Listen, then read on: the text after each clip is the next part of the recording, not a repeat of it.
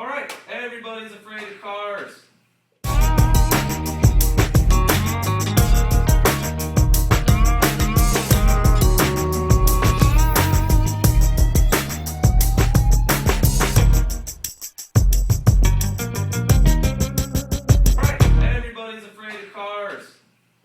Crashing into them on their bicycle.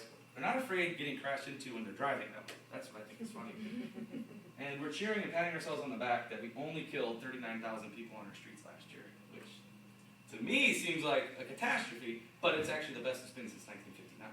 Wait, cyclists are 600, pedestrians are 5,000, and the rest are drivers. But only 29% of reported bicycle crashes involve vehicles. So, you all like pie charts, right? So this is cars, and this is not cars. So 71% of your problem is from other things.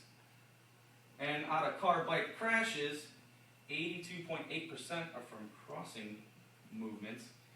15% are parallel. Because that's when people say, well, I like to ride on the left so I can see the cars coming at me. I don't want to get run over from behind. But that's a very, very, very low risk to you. You're actually more at risk at intersections. So we'll teach you how to ride through intersections safely and greatly reduce this already small risk from cars. So once you know the data, you think, well, I really shouldn't be afraid of cars. I should probably be afraid of the squirrel or, the loose pavement, gravel. A lot of times people just crash on their own. If it's wet, and worried about wet pavement, when it's painted, it's very slick. Also, I don't really like to harp on this, but I think it's good to know the information. Causes bicyclist crashes. 47%, let's just call it 50%, is the bicyclist's fault themselves. That tree just moved right in front of me. I have crashed into a bollard. Those things they put on. It wasn't a bad crash. I shouldn't even call it a crash, but yeah, it was a bollard. It jumped out right in front of me.